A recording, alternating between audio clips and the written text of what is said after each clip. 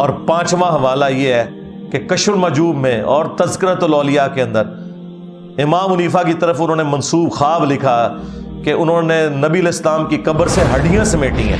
یہ گستاخانہ خواب، شیطانی خواب. کہتے نہیں خواب کے اوپر کنٹرول نہیں، ہم کب کہہ رہے ہیں کنٹرول ہے؟ تم لوگوں کو تو اپنی بیداری کے اوپر بھی کنٹرول نہیں ہے، خواب پہ کہاں سے ہوگا؟ لیکن نبی علیہ السلام کے بارے میں اتنا گستاخانہ خواب لکھا ہوا ہے کہ ہڈیاں، کیا نبی علیہ السلام کی قبر مبارک میں ہڈیاں؟ تو یہ بابوں کی بے عزتی تم خود کرواتے ہو. ہم نے تو نہیں کہا کہ تم اس قسم کے واقعات بیان کرو. اور تمہارے جو باپا جانی ہیں اس کے بھی مرشدی تار ہے نا، وہ جب کرامت یہ بتائیں گے کہ ایک دعوت اسلامی کے مفتی صاحب کی قبر پہ ایک مدنی قافلہ جب گیا تو اندر سے قرات کی آواز سنائی دے رہی تھی مفتی دعوت اسلامی کی بارگاہ میں.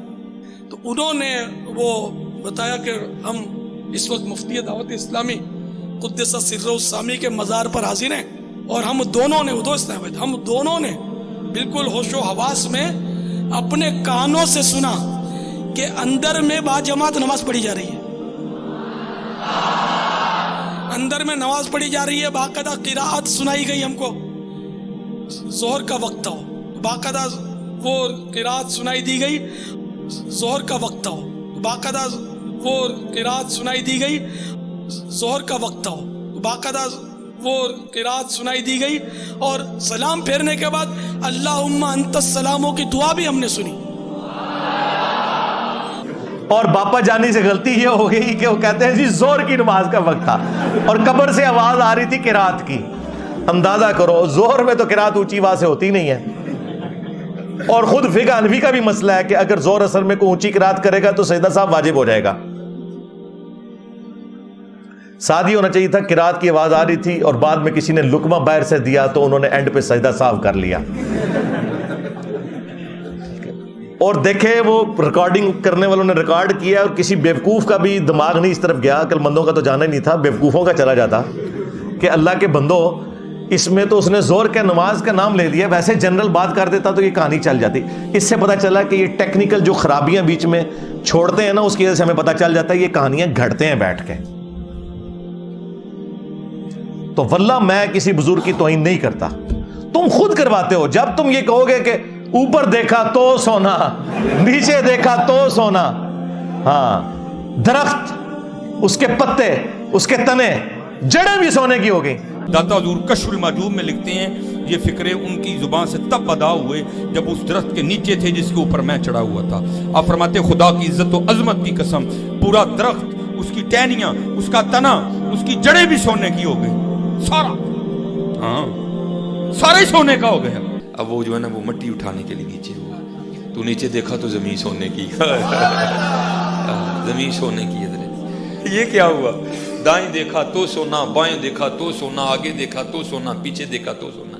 اب بابا جی نے کام کیا تھا، کیوں نہیں مٹی دیا ٹیما پھڑان دیا اور کہتا ہے حضور کہاں سے پکڑاؤں، مٹی ہے ہی نہیں، جہاں تک نظر جاتی سونا ہی سونا ہے. بابا جی ایک سوال ہے بابا جی، اگر آپ ہوا میں سونا نکال سکتے ہیں بابا جی تو دیش کی غریبی کیوں نہیں مٹا دیتے بابا؟ جواب بابا جی، جب آپ خود سونا نکال سکتے ہو تو ہم لوگوں سے چندہ کیوں لیتے ہو بابا جی؟ جواب ہریو ہریو ہریو. یہ رانگ نمبر ہے، یہ رانگ نمبر ہے. اب وہ واقعہ اگر کشف المجوب میں علی حجویری صاحب نے لکھ دیا ہے تو اللہ کے بندو واللہ عالم انہوں نے لکھا نہیں لکھا، انہوں نے بھی لکھا تب بھی اللہ کے بندو یہ پاسبل ہے؟ مجھے بتاؤ، اللہ سے ڈر جاؤ. جب یہ جھوٹ تم بولو گے تو پھر ہم تم سے نہیں پوچھیں گے کہ یار اب وہ بزرگ کدھر گئے ہیں. اور اس سے بھی بڑھ کر کیا صحابہ کرام کو یہ کرامت نصیب تھی؟ صحیح بخاری میں تو آتا ہے کہ حضرت ابوبکر جب خلیفہ بنائے گئے تو انہوں نے کہا کہ لوگوں تم خوب جانتے ہو کہ میرا کاروبار بڑے اچھے طریقے سے چل رہا تھا، لیکن اب خلافت کی ذمہ داری تم نے مجھ پہ ڈال دی ہے، تو میں اپنے بچوں کو کہاں سے کھلاؤں گا، کیونکہ میں تو اوپر دیکھو تو سونا، نیچے دیکھو تو سونا تو نہیں کر سکتا. تو صحابہ کرام نے مشورہ کر کے ایک مہاجر کے برابر ان کا وظیفہ بیت المال سے لگایا. اگر حضرت ابوبکر صدیق رضی اللہ تعالیٰ عنہ یہ نہیں سونا کر سک رہے تو تیرے بابے تو شاہی کوئی نہیں. اس سے بھی بڑھ کر سورہ توبہ کی آیت نمبر 92 ہے، ہمارے محبوب صلی اللہ علیہ وآلہ وسلم کے بارے میں کہ اے نبی صلی اللہ علیہ وآلہ وسلم، غزوہ تبوک کے موقع پر جب یہ عرابی لوگ، بادیہ نشین پینڈو لوگ آپ کے پاس حاضر ہوئے کہ آپ ہمارے لیے کوئی سواری کا بندوبست کر دیں تاکہ ہم آپ کے ساتھ اس جہاد میں رومن امپائر کے خلاف شریک ہو سکیں، تو تم ان سے فرماتے ہو کہ میرے پاس تو کوئی ایسی چیز نہیں کہ میں تمہارے لیے سواری کا بندوبست کر سکوں۔ تم دیکھتے ہو کہ یہ تم سے اس حال میں واپس پلٹتے ہیں کہ ان کی آنکھیں آنسوں سے تر ہوتی ہیں اس غم کے سبب کہ یہ جہاد میں شریک نہیں ہو سکیں گے۔ نبی علیہ السلام کے صحابہ کرام تو روتے ہوئے وہاں سے چلے گئے۔ نبی علیہ السلام نے اوپر دیکھا تو سونا، نیچے دیکھا تو سونا تو نہیں کیا۔ وہ تو جامع ترمذی میں آتا ہے کہ حضرت عثمان غنی رضی اللہ تعالیٰ عنہ نے اپنے مال میں سے سونے کے دینار اور ساز و سامان دیا غزوہ تبوک کے موقع پر۔ انہوں نے بھی سونا بنایا نہیں تھا، محنت سے کمایا ہوا تھا۔ اس سے بھی بڑھ کر سورہ بنی اسرائیل میں 9 معجزات تھے جو نبی علیہ السلام سے کافر کہتے تھے کہ آپ کر کے دکھائیں گے۔ ان میں سے ایک یہ سونے والا بھی تھا، اس کا سونے کا کوئی گھر بن جائے، اوپر دیکھو تو سونا، نیچے دیکھو تو سونا ہو جائے۔ تو اس کے جواب میں کہا گیا ہے نبی تم فرما دو کہ میں بشر ہوں، رسول ہوں، یہ میرا کام نہیں ہے کہ یہ معجزات میں خود سے دکھا سکوں۔ تو مجھے بتاؤ کہ اگر قرآن میں نبی علیہ السلام کی نبوت سٹیک پہ لگ جاتی ہے نعوذ باللہ اس حوالے سے کہ کافر ان کے اوپر یہ ڈیمانڈ رکھ دیتے ہیں اور اللہ تعالیٰ وہ ڈیمانڈ بھی پوری نہیں کرتا کہ بھائی ایسا نہیں ہوگا، اللہ چاہے گا تو ہوگا، کہ اس کا سونے کا گھر ہو، تو اگر نبی کے غلام یہ سارے کام کر لیتے تھے تو نبی علیہ السلام کے کیس میں کیوں نہیں ہوگا؟ دنیا بقدر ایفرٹ ہے یار۔ اس لیے یہ قرآن و حدیث ڈائریکٹ نہیں پڑھنے دیتے، کہتے ہیں تم گمراہ ہو جاؤ گے، یعنی کہ راستے پہ آ جاؤ گے۔ تو جب تم اس قسم کے جھوٹے واقعات کو دین بنا کے پیش کرو گے تو پھر تو ہم یہ کہیں گے جی ابو الحسن خرقانی کے بارے میں فرید الدین عطار نے نقل کیا جی وہ خواب میں آگے محمود غزنوی کے سومنات پہ آخری حملے کے وقت اس نے وہ جبہ لے کے دعا کی تھی، اندازہ کرو۔ بابا جی ناراض، بابا جی ہاں۔ حضرت ابو الحسن خرقانی ایک بزرگ گزرے، یہ حضرت باعزید بستامی کے سجادہ نشین، اتنے بڑے آدمی تھے، اپنا جبہ دیا محمود غزنوی کو، جب مشکل آئی تو دعا مانگنا آگے رکھ کے اللہ فتح دے دے گا۔ تو محمود کہتے ہیں جب سومنات کے مندر نہیں فتح ہو رہے تھے تو میں نے بابے کا جبہ سامنے رکھ کے دعا کی تو اللہ نے مجھے فتح دے دی۔ کہتے ہیں بابا جی رات خواب میں ملے تو کہنے لگے تو نے کیا قیمت ڈالی میرے جبے کی؟ کہا حضور کیا مطلب؟ فرمانے لگے تو میرا جبہ سامنے رکھ کے دعا کرتا کہ یا اللہ ہندوستان کے سارے کافر مسلمان ہو جائیں تو اللہ نے توفیق ایمان دے دینی، یہ تو نے کیا دعا مانگی ہے؟ بابا جی نے کہا کہ تو نے تو میرے کرتے کی قیمت ہی بڑی کم لگائی ہے، اگر تو یہ جبہ اٹھا کے یہ کہتا نا کہ قیامت تک ہند کی سرزمین میں کوئی کافر نہیں ہوگا تو یہ دعا قبول ہو جاتی۔ ہمارا معصومانہ سوال ہے کہ نبی علیہ السلام تو کرتا مبارک پہن کے جب مدینے کی گلیوں میں اور مکے کی گلیوں میں جاتے تھے تو لوگ تکلیف دیتے تھے مکہ شریف میں، طائف میں، آپ کو دیکھ کر، آپ کے کرتے کو دیکھ کر تو سارے کا سارا مکہ اور مدینہ تو مسلمان نہیں ہوا، آپ کی تبلیغ سے ہوا ہے، اور تم کہہ رہے ہو کہ بابے کے کرتے سے یہ ہو جانا تھا۔ پھر صحیح مسلم میں حدیث ہے، اسما بنت ابی بکر نے نبی علیہ السلام کی وفات کے بعد ایک کالا جبہ کسروانی طیالسی پرشین امپائر کا جبہ، وہ کالا ہی ہوتا تھا جس طرح سندھی اجرک ریڈ ہوتی ہے، وہ نکالا اور کہا یہ نبی علیہ السلام کا کرتا تھا، آپ صلی اللہ علیہ وآلہ وسلم اسے پہنا کرتے تھے اور ہم اس کا دھوون مریضوں کو شفا کے طور پر پلاتے ہیں۔ نبی علیہ السلام کا کرتا شفا دیتا ہے اللہ کے اذن سے، لیکن صحابہ کرام نے جنگ قادسیہ اور یرموک میں نبی کا کرتا نہیں پیش کیا کہ جتنے یہاں پہ رومن امپائر کے لوگ ہیں سارے کے سارے مسلمان ہو جائیں اس کی برکت سے۔ تو تیرے بابے کا کرتا اتنا بڑا کتوں ہو گیا؟ کہانیاں کروانا ہے؟ کہتا جی نبی کے ساتھ کیوں کمپیئر کرواتے ہو؟ اس لیے کہ ہمارا نبی وہ ہے جس کی قبر مدینے میں، ہم نے کلمہ اس کا پڑھا ہوا ہے نا۔ تمہارا نبی کون ہے وہ بتاؤ؟ کہیں وہ تو نہیں ہے جس نے کہا تھا کہ میرا جھنڈا محمد کے جھنڈے سے بھی بڑا ہوگا، باعزید بستامی؟ ہاں، اور تمہارے مولوی دفاع کر رہے ہیں کہ اللہ بول رہا تھا ان کے منہ سے، اور اللہ تو نبی کے منہ سے نہیں بولتا، وہاں میں بھی آیا وما ينطق عن الهوى ان هو الا وحی یوحى، نبی اپنی خواہش نفس سے کچھ نہیں کہتے، وہ کہتے ہیں جو ان کو وحی کی جاتی ہے۔ اور تو ہر وقت با یزید فقر با یزید فقر جنید و با یزید، یہ وہ شعر پڑھتا رہتا ہے ڈاکٹر اقبال کے۔ بھائی ہمیں یہ اختلاف ہے, کیوں اس نے کہا لیوائی اعظم من لیوائی محمد, میرا جھنڈا محمد کے جھنڈے سے بڑا ہوگا, قیامت کے دن کا جھنڈا تو ہمارے نبی علیہ السلام کے پاس ہوگا. ہاں, اور یہ ڈیفینڈ کرتے ہیں اس کو. تو بھائی اگر بزرگوں کی عزت کروانی ہے, ان کا ایمان بچانا ہے, تو ان سارے واقعات کو جھوٹ کہہ دو, ہم تمہارے ساتھ ہو جائیں گے. یزیدی پارٹی, ہاں ہاں, ابھی وہ مفتی صاحب سے نکل گیا نا, ہم تو اپنے کتوں کے نام بھی یزید نہ رکھیں. ہائے, تو اپنے کتے کا نام یزید نہ رکھیں, تے تیرا بابا با یزید بستامی وہ اپنے پتر کا نام یزید رکھے, اپنی کنیت ابو یزید رکھے. کدھر دماغ گیا میرا. اور دیکھیں ان کے منہ سے کیسی بات اللہ نے نکلوا دی ہے کہ ہم تو اپنے کتوں کے نام بھی نہ رکھیں. اور باجید بستامی کے بارے میں ان کا دعویٰ ہے کہ وہ امام جعفر صادق کا مرید تھا, اور وہ بھی قبر پہ.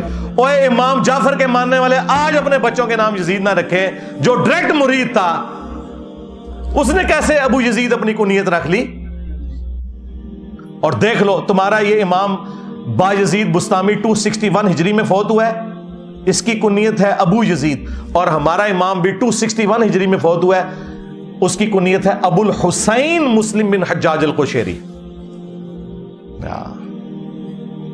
پھر فرق دیکھ لو. پھر یہ ہمارا امام مسلم لے کے آیا صحیح مسلم میں کہ نبی علیہ السلام نے فرمایا قیامت کے دن سب سے پہلے میں قبر سے نکالا جاؤں گا, سب سے پہلے میں شفاعت کروں گا, سب سے پہلے میری شفاعت قبول کی جائے گی. امام مسلم ہی لے کے آئے ابو الحسین مسلم صحیح مسلم میں کہ سب سے پہلے میں جنت کے دروازے پہ دستک دوں گا. داروغے جنت پوچھیں گے کون, میں کہوں گا محمد, تو وہ کہے گا مجھے حکم بھی یہی تھا کہ آپ کے نام کے اوپر دروازہ کھلے گا. تو دیکھ لیا فرق. پھر نہیں جی جائز تے ہے نا, اور رہو نا, ہاں رہو اپنے بچوں کے نام یزید, تاکہ تمہارے بچے جب اسکول میں جائیں تو لوگ کہیں یزید آ گیا, اور چھٹی کے وقت جب تو لینے کے لیے جائے تو لوگ کہیں یزید دا ابا آ گیا. ہاں, یہ وہ چیزیں ہیں جو ان کے دماغ میں ڈرل کرتی ہیں. دنیا میں بخاری مسلم تو 1200 سال سے تھی, قرآن 1400 سال سے تھا, چینج کیوں نہیں آ رہی تھی؟ انہوں نے چک ہی نہیں سی کسی نے وڈیا میرے ورگا. ہاں, لوگ ان کے ساتھ بچارے وہ میٹھی میٹھی باتیں کرتے رہے. ان کو ان کی زبان میں بتانا ہے. یہ ہے جس کو قرآن میں حکم دیا گیا وَجَادِلْهُمْ بِالَّتِي هِيَ أَحْسَنُ, ان سے مجادلہ کرو. یہ اس کو میں نے نام دیا انجینئر کی ڈاکٹرن. ہاں, یہ میری ڈاکٹرن ہے. میں ڈاکٹر بھی ہاں, انجینئر بھی ہاں, تے سرجن بھی ہاں. ہاں, جتھے چیرے دی ضرورت پیندی ہے چیرا بھی لانا اللہ دے فضل نال, اور بیہوش بھی نہیں کرتا. ہاں,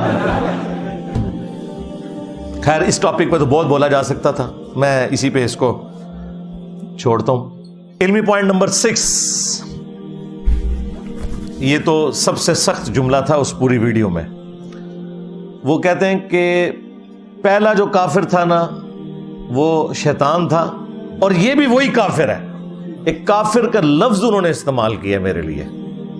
آپ اندازہ کریں, ہم ان لوگوں کو حافظہ اللہ کہتے ہیں, ان کے امام کو اعلیٰ حضرت کہتے ہیں, اور یہ ہمیں کافر کہتے ہیں. ہم تمام اختلافات کے باوجود ان کے پیچھے نمازیں پڑھنے کے قائل, اپنی کوئی چندہ بک نہیں بنائی, کوئی مسجد نہیں بنائی, کوئی فرقہ لانچ نہیں کیا, انہی کے پیچھے نمازیں پڑھتے ہیں. ان کی زندگی موت کا مسئلہ چندے وہ انہی کو دیتے ہیں, پھر بھی ہمیں کافر اور شیطان کے ساتھ ملا رہے ہیں. اندازہ کریں. چلیں, اس کا ایک فائدہ ہوا ہے کہ انہوں نے آپس کے جو اختلافات تھے فرقوں کے وہ بھلا دیے ہیں. شیطان کے بعد سیدھے میرے اوپر آگے چڑھ رہے ہیں. اندازہ کریں. اور ان کے بڑوں کی بھی یہی سنت رہی ہے. خود اعلیٰ حضرت نے احکام شریعت میں جب ان سے پوچھا گیا کہ بتائیں یہ جو وہابی ہیں, اور ساتھ پھر اس نے مینشن کیا کہ دیوبندی, اہل حدیث, شیعہ, رافضی, قادیانی کافروں کو بھی ساتھ ذکر کیا. نیچری یعنی سر سید احمد خان کے ماننے والے لوگ جو نیچر میں بلیو کرنے والے ہیں, ان ساروں کے ذبیحے کے بارے میں اعلیٰ حضرت سے جب پوچھا گیا, اور یہ چھاپی کس نے؟ باپا جانی نے کتاب چھاپی ہے, دعوت اسلامی والوں نے احکام شریعت. میٹھے میٹھے اسلامی بھائی ہمارے بعد کڑوے کڑوے بھائی بن گئے ہیں. انہوں نے یہ کتاب چھاپی بھی ہے. اعلیٰ حضرت سے جب پوچھا گیا کہ ان کے ذبیحے کا کیا حکم ہے, تو انہوں نے کہا کہ وہابی خواہ وہ دیوبندی ہوں, اہل حدیث ہوں, شیعہ ہوں, اور قادیانی کافروں کو ساتھ ذکر کر کے کہا کہ یہ 1,00,000 دفعہ بھی اللہ کا نام لے کر ذبیحہ کریں گے, ذبیحہ مردار رہے گا, یہ سب کے سب مرتد یعنی واجب القتل ہیں. البتہ یہود و نصارہ کا ذبیحہ حلال ہے. ہاں, یہودا نصارہ نال یاریاں نے سانو کہنا نہیں, یہود و نصارہ دا ایجنٹ. ہاں,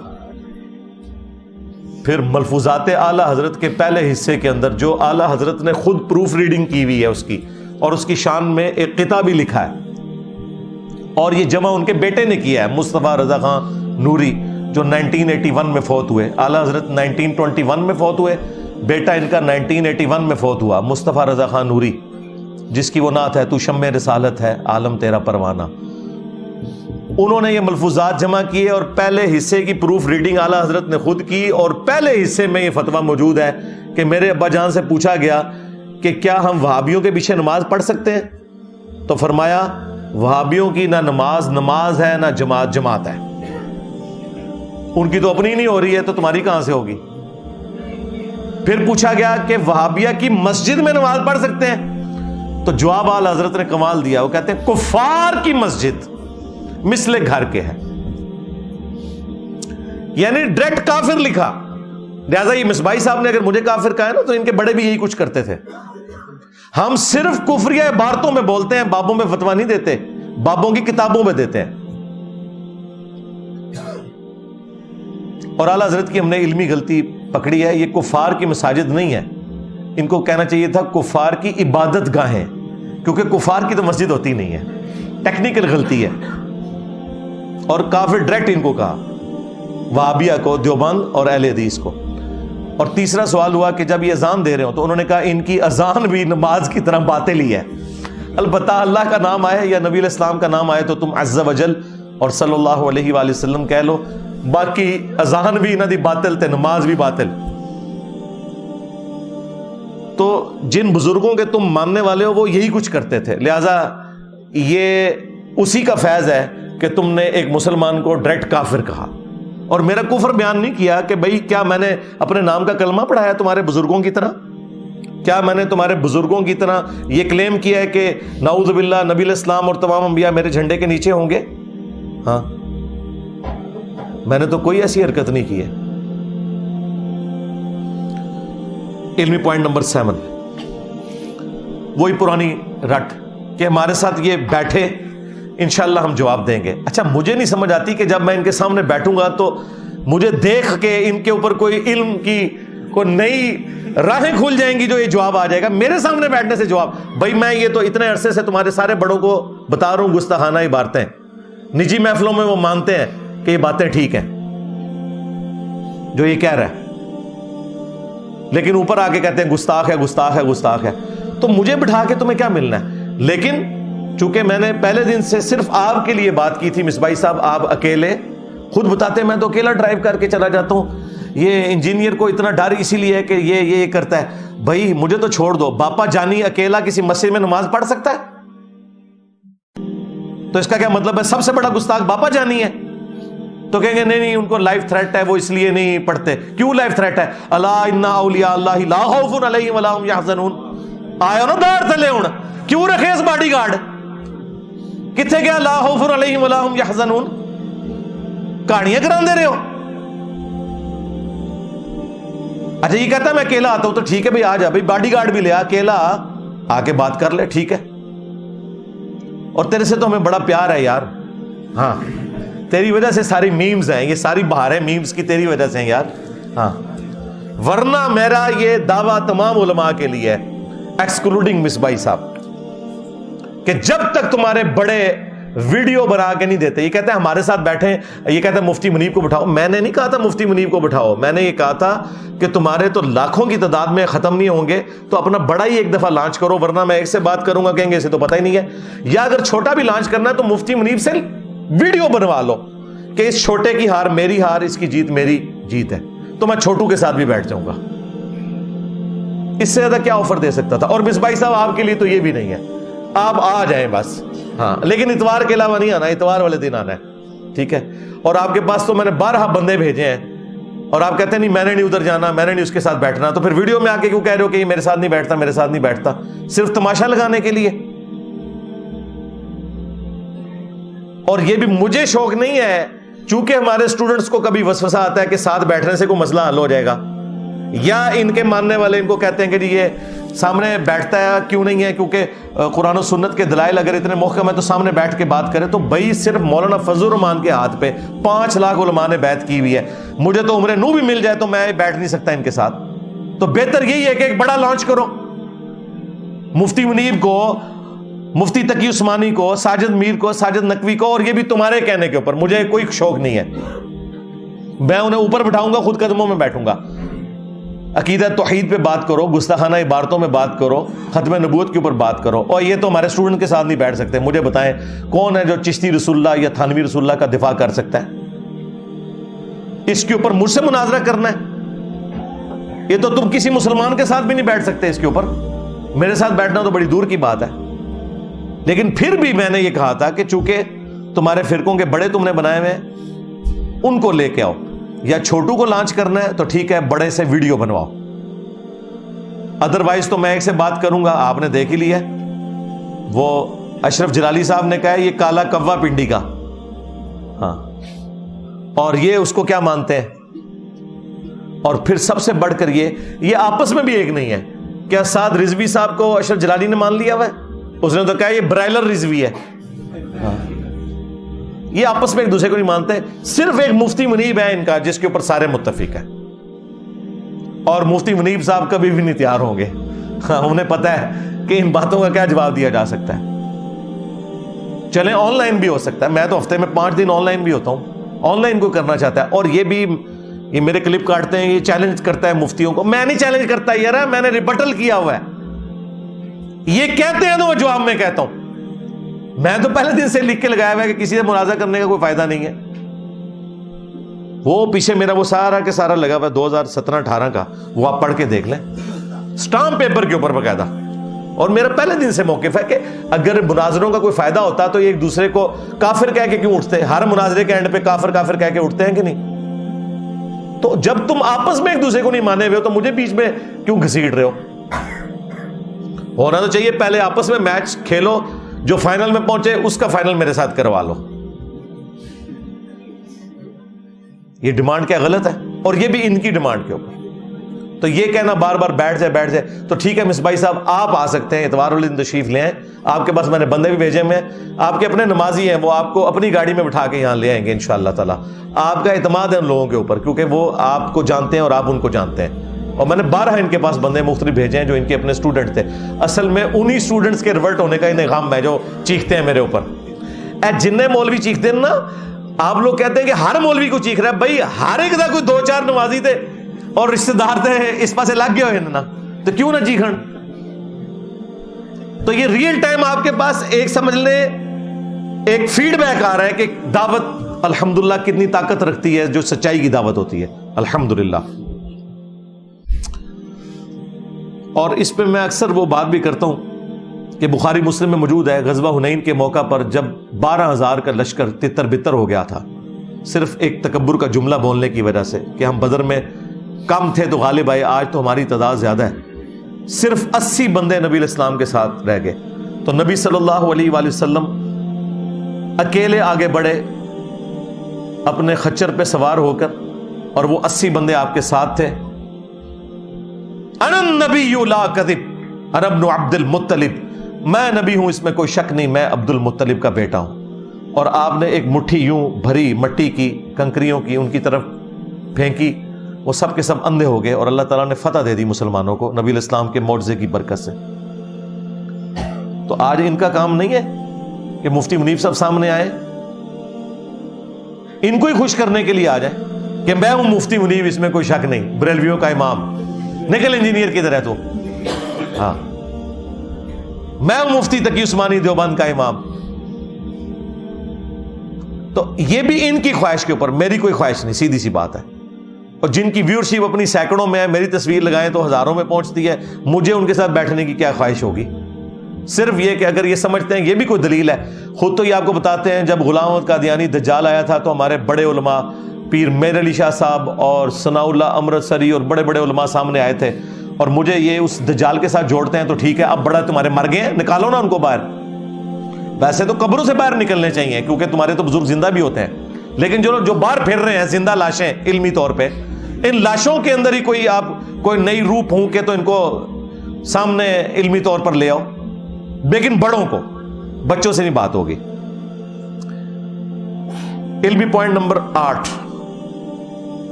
کہتے ہیں یہ 5 دفعہ جو اس کے اوپر مرڈر اٹیمپٹ ہوئی ہے نا، یہ ڈرامہ بازی کر رہا ہے، کوئی اٹیمپٹ اس کے اوپر نہیں ہوئی. اور پھر کہتے ہیں کہ جی اگر کوئی بندہ صحیح ہماری طرف سے گیا ہوتا تو وہ کامیاب ہی واپس آتا. یہ دلیل بنائی ہوئی ہے انہوں نے. ٹھیک ہے، آپ دیکھیں کیسا یہ بے وقوف ہے کہ کیمرے کے اندر آ کے کس قسم کی دھمکیاں دے رہا ہے، اسے پتہ نہیں کہ اس کا مطلب کیا ہے، اور پھر ساتھ ہی لیپا پوتی کرتا ہے نہیں ہم صرف علمی اختلاف کریں گے. ایک طرف یہ کہہ رہے کہ جی ہماری طرف سے کوئی بندہ گیا ہوتا تو پھر وہ کامیابی واپس آتا. اور بھائی یہ اگر ڈرامہ بازی ہوتی تو یہ 5 کیسز میں FIR کٹی ہوئی ہیں، قانوناً ہم معاملات کو لے کے چلیں، ویڈیوز ریکارڈ ہیں. وہ تو میں نے یہ آخری ایک ویڈیو، چونکہ اس کے ماں باپ نے بھی آگے یہاں کلیم کیا تھا کہ جی وہ بچہ تو آپ کا اسٹوڈنٹ ہے، سننے گیا تھا، آپ دیکھو کیسے ہیں یار، یہ فوراً مکر جاتے ہیں. تو مجبوراً میں نے ان کو کہا کہ اس کی تو ویڈیو ریلیز کرو. ویسے تو ادھر 300-400 بندے موجود تھے، وہ ہم نے مجبوراً وہ ویڈیو ریلیز کی. پرانی بھی ہمارے پاس ویڈیوز رکھی ہوئی ہیں ساری. اب تمہیں میں ایک بات کروں گا، بری لگے گی لیکن یہ حقیقت ہے. تمہارا بڑا جو تھا نا وہ بھی اسی طریقے سے تھا. پوری قوم کو انہوں نے جھوٹ بولا ہوا ہے غازی علم الدین کے بارے میں. اس کی وہ پوری کی پوری جو کورٹ کی پروسیڈنگ ہے نا، وہ BBC نے پرنٹ کر دی ہوئی ہے، لاہور ہائی کورٹ سے آپ نکلوا سکتے ہیں. اس نے بھی صحت جرم سے انکار کر دیا تھا، جس کے اوپر سارے غازی انہوں نے پالے ہوئے ہیں. اس سے پوچھا گیا تو نے چھری خریدی؟ وہ کہتا ہے نہیں میں تو سبزی لینے گیا ہوا تھا. ہاں، ادھر کہتے ہیں نبی علیہ السلام اس کے جنازے میں آگے تھے. جب تمہارے بڑوں کا یہ حال ہے کہ وہ صحت جرم سے انکار کرتے ہیں، آپ کو کہانی کرائی ہے جی وہ محمد علی جناح ان کے وکیل تھے، انہوں نے کہا تو ایک دفعہ انکار کر دے تو میں تجھے چھڑوا لوں گا. اس نے تو پورے کا پورا انکار کیا، وہ پورا پرچہ پرنٹ ہوا ہے بھائی، آفیشل ڈاکومنٹ ہے. اس کو تو چھوڑ دیں، ہمارے ساتھ جو کچھ ہوا ہے ان سب نے صحت جرم سے انکار کیا ہے. یہاں پرچے اور رجسٹروں پہ لکھ کے لاتے ہیں غازی، اور کورٹ پہ جا کے کہتے ہیں ہم تو وہاں آئے نہیں تھے. سارا عشق رسول نکل جاتا ہے. حوالات کی ہوا لگتی ہے نا جب، تو سارے کا سارا ان کا خمار اپنے ٹھکانے پہ آ جاتا ہے. تو یہ کہتا ہے جی اس نے خام خواہ جو ہے نا وہ ایک بہانہ کیا ہوا ہے. تو اب اس کا جواب میں اس کو کیا دوں سوائے اس کے کہ تمہارے باپا جانی پہ بھی جب 1995 میں مرڈر اٹیمپٹ ہوئی تھی تو 5-6 بندے ساتھ اس کے شہید ہو گئے تھے. تو تمہارے پاپا جانی نے بھی سارا فراڈ کر کے 6 بندے اپنے ساتھ مروائے تھے. تو اس طریقے سے یعنی یہ بات کرنے کا کوئی تک نہیں بنتا تھا، یہ ایک بلو دی بیلٹ کرنے والی بات تھی. علمی پوائنٹ نمبر 9 سیکنڈ لاسٹ، وہ کہتا ہے جی مجھے آج غصہ اس لیے آیا ہوا ہے کہ یہ سیدہ عائشہ کے اوپر بھونکا ہے تو میں نے اس کا کلپ دیکھا ہے. تو اور وہ پوری تقریر میں اس نے بھونک کے نہیں بتایا کہ میں نے کون سی سیدہ عائشہ سلام اللہ علیہا کی توہین کی ہے. جاؤ نیٹ کے اوپر جا کے دیکھو، سیدہ عائشہ کی شان میں لیکچر سارے میرے ہیں. میرے اوپر الزام لگاتے ہو، توہین تو تمہارے امام نے کی ہے اعلی حضرت نے. اور اس کا بھی جو بڑا تھا زرقانی، جسے دیوبند اور بریلوی دونوں مانتے ہیں، جب اس سے ملفوظات اعلی حضرت میں پوچھا گیا کہ بتاؤ کہ تم کہتے ہو ولی بھی زندہ ہے اور نبی بھی زندہ ہے، تو تمہارے اعلی حضرت نے کیا کہا تھا کہ نبی اور ولی میں یہ فرق ہے کہ نبی اپنی قبروں میں حقیقی حصی دنیاوی زندگی کے ساتھ ہیں، حتیٰ کہ ان کی بیویاں بھی ان پہ پیش کی جاتی ہیں، ان کے ساتھ شباشی بھی کرتے ہیں. تمہارے اعلی حضرت نے تو یہ لکھا تھا. گستاخ تو وہ لوگ تھے جو نبی علیہ السلام کے بارے میں جھوٹ بولتے تھے. انہیں شرم نہیں آئی کہ بخاری مسلم کی حدیث ہے، میری طرف کوئی ایسی بات نہ منسوب کرنا جو میں نے نہیں فرمائی، ورنہ اپنا مقام جہنم میں دیکھ لینا. یہ کس آیت حدیث میں لکھا ہوا ہے کہ قبر کے اندر نبی علیہ السلام کے اوپر بیویاں پیش کی جا رہی ہیں؟ نعوذ باللہ. وہ آخرت کی زندگی ہے. اور جو جنت میں بھی بیویاں پیش ہوں گی وہ جنت وہ ہے جو قیامت کے بعد والی جنت ہے, اس جنت کا ذکر نہیں ہے. دوسری طرف ہماری ماں, ان کی شرم و حیا کا یہ لیول تھا کہ مسند احمد میں حدیث ہے, سیدہ عائشہ کہتی ہیں جب تک رسول اللہ صلی اللہ علیہ وآلہ وسلم اور میرے والد ابو بکر صدیق رضی اللہ تعالیٰ عنہ میرے حجرے میں دفن تھے نا, تو میں بغیر پردے کے بھی اس کمرے میں چلی جاتی تھی. جب سے حضرت عمر دفن ہوئے نا تو میں اب اس قبروں والے پورشن کے اندر بغیر پردے کے نہیں جاتی, کیونکہ پہلے تو میرے خاوند اور میرے والد تھے اور عمر نامحرم ہے میرے لیے. وہ ماں والا رشتہ تو اپنی جگہ ہے, لیکن یہاں ماں والے رشتے میں پردہ بھی ہے. ہماری ماں کی تو حیا کا یہ لیول ہے. اسی عائشہ صدیقہ کے سامنے تمہارا یہ زرقانی اور اس کا ماننے والا تمہارا اعلیٰ حضرت اور اس کا ماننے والا باپا جانی اور باپا جانی کا مرید تو یہ جرت کرے گا کہ اما عائشہ کے سامنے کہے کہ اما عائشہ یہ جس قبر کے پاس آپ جاتی ہیں یہاں پہ آپ کو پیش کیا جاتا ہے اور نبی علیہ السلام جو ہے وہ شباشی فرماتے ہیں. باتیں ہمیں کرتے ہو تم لوگ. اور اسی جملے کی وجہ سے کتنے لوگ ہیں جنہوں نے بریلوی چھوڑی ہے, ان میں سے ایک میں بھی ہوں. پہلی چیز جس نے مجھے سٹرائک کیا تھا یہ شباشی والی عبارت تھی, یہ میری ہدایت کا بھی سبب بنی. جی اعلیٰ حضرت بڑے عاشق رسول ہیں, یہ عشق رسول ہے. تمہارا کیا لینا دینا سیدہ عائشہ سلام اللہ علیہا کے ساتھ؟ تم لوگ تو غدار ہو.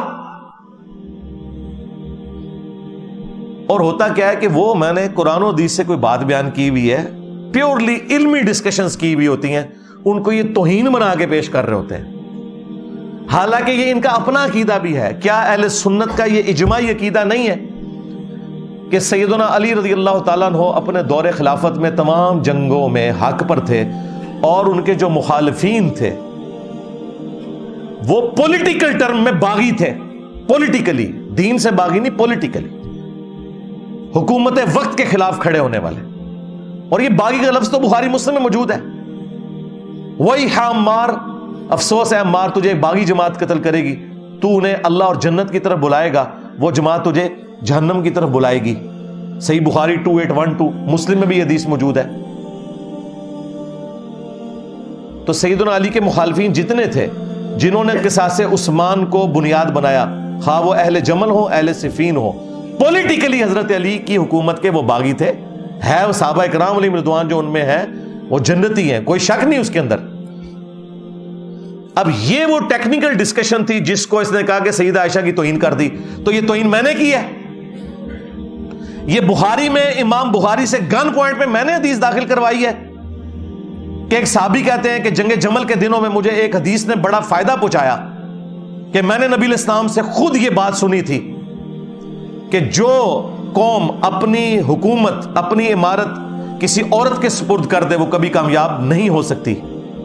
میں نے ارادہ کیا تھا کہ میں علی کے خلاف عائشہ کا ساتھ دوں, لیکن میں عائشہ کی حمایت سے صرف اس لیے پیچھے ہٹ گیا کہ نبی علیہ السلام نے کہا تھا کہ جو قوم اپنی عمارت کسی عورت کے سپرد کر دے وہ کامیاب نہیں ہوگی, تو میں حضرت عائشہ کی حمایت سے پیچھے ہٹ گیا.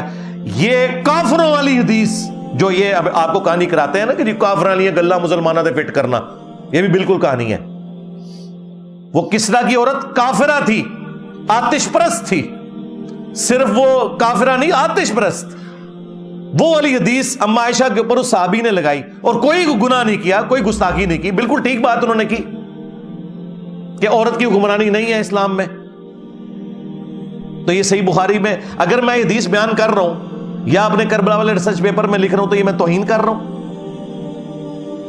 یہ صحیح بخاری میں نے حدیث داخل کروائی ہے گن پوائنٹ کے اوپر امام بخاری سے کہ عمار ابن یاسر کوفے کے ممبر پہ خطبہ دیتے ہیں, حسن ابن علی پہلی سیڑھی پہ اور دوسری پہ وہ ہیں, اے لوگو عائشہ بصرہ سے روانہ ہو چکی ہیں, وہ دنیا اور آخرت میں تمہارے نبی کی بیوی ہیں, مرتبہ نہیں کم ہونے دیا. دنیا اور آخرت میں ہماری ماں ہے. النبی اولا بالمؤمنین من انفسہم وازواجہ امہاتہم, نبی مومنین کی جانوں پر بڑھ کر ان سے حق رکھتے ہیں, نبی کی بیویاں امت کی مائیں ہیں. لیکن اللہ تمہیں آزما رہا ہے کہ تم اللہ کی اطاعت کرتے ہو یا عائشہ کی اطاعت کرتے ہو. کتنا بھاری جملہ تھا, کیونکہ وَأُولِي الْأَمْرِ مِنْكُمْ يَا أَيُّهَا الَّذِينَ آمَنُوا اطیعوا اللہ و اطیعوا الرسول و اولی الامر منکم، اطاعت کرو اللہ کی، اس کے رسول کی اور اپنے حکمران کی۔ تو عمار بن یاسر کہہ رہے ہیں کہ مولا علی اس وقت حاکم وقت ہیں، ان کی اطاعت اللہ کی اطاعت ہے، اللہ آزمائے گا کہ تم عائشہ کی پیروی کرتے ہو یا اللہ کی، یعنی اللہ ورسز عائشہ۔ عمار بن یاسر نے کر دیا تو کیا عمار بن یاسر کو تم گالیاں دو گے؟ کیا تمہیں دین کا زیادہ فہم ہے ان سے؟ تمہارے آباء و اجداد تو کافر تھے، بعد میں مسلمان ہوئے، اور عمار بن یاسر وہ ہیں کہ جو سابقون الاولون میں سے ہیں۔ تو کیا انہوں نے گستاخی کر دی؟ نہیں، مرتبہ نہیں کام کیا۔ اور امام بخاری اس حدیث کو اما عائشہ کے فضائل میں لے کے آئے ہیں کہ عائشہ دنیا اور آخرت میں تمہارے نبی کی بیوی ہیں، لیکن اللہ آزمائے گا کہ تم عائشہ کی اطاعت کرتے ہو یا اللہ کی، امیر المومنین کا ساتھ دے کر، علی بن ابی طالب کا۔ اما عائشہ کے فضائل بھی عمار بن یاسر کی بیان کردہ حدیث سے آپ کو پتہ چلے ہیں۔ اب یہ حدیثیں سن کے یہ کہتے ہیں انجینئر گستاخی کر رہا ہے۔ میں نے تو نبی علیہ السلام سے نہیں کہا کہ آپ حق کھول کر اس طرح امت کو بتائیں۔ مسند احمد میں حدیث ہے، میری بیوی کا کیا حال ہوگا جب حوض کے کتے بھی اس پہ بھونکیں گے۔ اور اما عائشہ اس کی وجہ سے پوری زندگی جنگ جمل کی وجہ سے دکھی رہی۔ مصنف ابن ابی شیبہ میں ہے، کچھ حصہ بخاری میں موجود ہے کہ مجھے میری سوکنوں کے ساتھ دفن کرنا، کہ جو کچھ نبی علیہ السلام کی وفات کے بعد مجھ سے ہوا، کیونکہ قرآن میں تو حکم تھا نبی کی بیویوں گھروں میں ٹھہری رہو۔ اما عائشہ کے علاوہ کوئی حضور کی بیوی جنگ کے لیے کبھی نہیں نکلی، اور وہ بھی نکلی تو بعد میں پوری زندگی وہ شرمندہ رہی اس بات کے اوپر کہ مجھے حکم تھا کہ میں نے گھر میں رکنا تھا۔ مجھے میری سوکنوں کے ساتھ دفن کرنا، نبی علیہ السلام کے ساتھ دفن نہ کرنا کہ لوگ ابو بکر عمر اور رسول اللہ کی وجہ سے میری تعریف نہ کریں۔ اتنی عاجزی، اللہ نے ان کو توبہ کی توفیق دی، اور مولا علی علیہ السلام نے بھی ان کو معاف کیا، عزت کے ساتھ محمد بن ابی بکر کے ساتھ گھر بھجوایا۔ ٹھیک ہے، ایک واقعہ تھا، ہو گیا۔ ہم رافضی نہیں ہیں کہ اس واقعے کی بنیاد کے اوپر اما عائشہ کی زندگی کو زیرو سے ملٹیپلائی کر دیں، اور نہ ہم خارجی اور ناسبی ہیں کہ ہم مولا علی علیہ السلام کو نیچا کرنے کے لیے خام خواہ ان کے مخالفین کو بھی حق میں کہنا شروع کر دیں۔ نہیں، ان کی پولیٹیکل بغاوت تھی، یہ کوئی دین سے بغاوت نہیں تھی، کفر نہیں تھا، کچھ بھی نہیں۔ عمار بن یاسر کہتے ہیں اہل صفین کے بارے میں کہ انہیں تم کافر نہ کہو بلکہ کہو یہ فاسق تھے اور باغی تھے، یہ نہ کہو کہ کافر تھے، مسلمان تھے۔ مولا علی نے خود فرمایا کہ ہمارے بھائی تھے، بھگوڑے ہو گئے، ٹھیک ہے، کافر نہیں انہیں کہیں گے۔ اصحاب جمل جو تھے ان کے جنازے بھی مولا علی نے خود پڑھائے ہوئے ہیں، ان کی لاشوں کے اوپر گریہ کیا ہوا ہے۔ مصنف ابن ابی شیبہ کا آخری ذرا چیپٹر ذرا کھول کے پڑھیں، آپ کو پتہ چلے۔ باقی جسے تسلی کرنی ہے، کربلا والا ریسرچ پیپر ہر وقت میرے ٹیبل پہ رکھا ہوتا ہے، یہ آپ پڑھ کے دیکھیں، مفت ڈاؤن لوڈ کریں ہماری ویب سائٹ ahlsunnatpak.com سے۔ اکیڈمی میں بھی آپ رابطہ کر سکتے ہیں، صبح سے لے کے شام تک 9 سے 5 بجے تک فون کھلا ہوتا ہے، 032159000162۔ فری ریسرچ پیپرز کا سیٹ آئے گا، 12 کا پیکیج، 3 اذکار کارڈ اور 9 ریسرچ پیپر، کربلا والا بھی صرف 500 آپ نے TCS کا خرچہ دینا ہے۔ پورے پاکستان میں ہم دیتے ہیں، یہاں جتنے لوگ درس میں آتے ہیں ان کو بھی ملتے ہیں۔ تو اس چیز کو پکڑ کے نا ایکسپلائٹ کر رہا ہے جی وہ میری ماں کا گستاخ۔ اوے تیری ماں کا گستاخ وہ ہے جس نے کہا شباشی کرتے ہیں۔ ہاں، اپنے گھر کی خبر لے، پہلے ہمیں آ کے بتاؤ کہ تم بابوں کے ماننے والے۔ علمی پوائنٹ نمبر 10، اینڈ پہ جا کے انہوں نے خوب گالیاں دی مجھے، اور اتنا سانس چڑھ گیا کہ مجھے لگا کہ اس کا ہارٹ فیل نہ ہو جائے۔ اس سے پھر بولا بھی نہیں جا رہا تھا، اتنا چیخ چیخ کے، اور پھر کتا اور پتہ نہیں کیا کیا لفظ اس نے استعمال کیے، اور پھر وہ کہتا ہے کہ تجھے جس چیز کے اوپر ناز ہے نا تو بول، آج میں جواب دوں گا اس کا۔ او اللہ کے بندو، تمہارے بابے نہیں جواب دے سکے، تسی تے شاہی کوئی نہیں ہو۔ ہاں، تیرے سارے مناظر فیل ہیں۔ تجھ سے پہلے جلالی نے بھی کہا تھا انجینئر جس بات پہ تجھے فخر ہے نا وہ بول۔ میں نے صرف 5 حوالے دیے تھے، آج تک جواب نہیں آیا اس کا۔ مفتی ریف قریشی نے بات کی، میں نے 5 حوالے دیے تھے، جواب کیا آیا کہ الٹا اور بےزتی کروا لی اس نے۔ ہاں، اور نہیں، چشتی رسول اللہ تو بعد صادق رسول اللہ بھی میرے ہاتھ پڑھا چڑھیا۔ تو کی شیم ہے بھائی، چونکہ تیری خواہش ہے میں آج انجینئر نہیں کرتا ورنہ مجھے 1 گھنٹہ اور لگ جائے گا۔ وہ ویڈیوز تو دیکھ لیں، وہ 5 حوالے میں نے جو دیے ہوئے ہیں نا، میں صرف اجمالاً بتا دیتا ہوں. ایک تو چشتی رسول اللہ والا اور اعلیٰ حضرت سے ثابت کیا ہے چشتی رسول اللہ. نمبر 2 تھانوی رسول اللہ. تو سوچ رہا ہوگا تھانوی رسول اللہ کیوں؟ اس لیے کہ اب کس منہ سے تو تھانوی رسول اللہ کو غلط کہے گا جب تو چشتی رسول اللہ کا دفاع کرے گا. لہٰذا یہ بھی بریلویوں کے کھاتے میں ہے کیونکہ انہوں نے اپنی عوام کو پڑھایا تھا تھانوی رسول اللہ دیوبندیوں کا. تیسرا والا تیرے بازید نے کہا تھا کہ میرا جھنڈا محمد کے جھنڈے سے بڑا ہوگا اور محمد اور تمام انبیاء میرے جھنڈے کے نیچے ہوں گے، نعوذ باللہ من ذالک.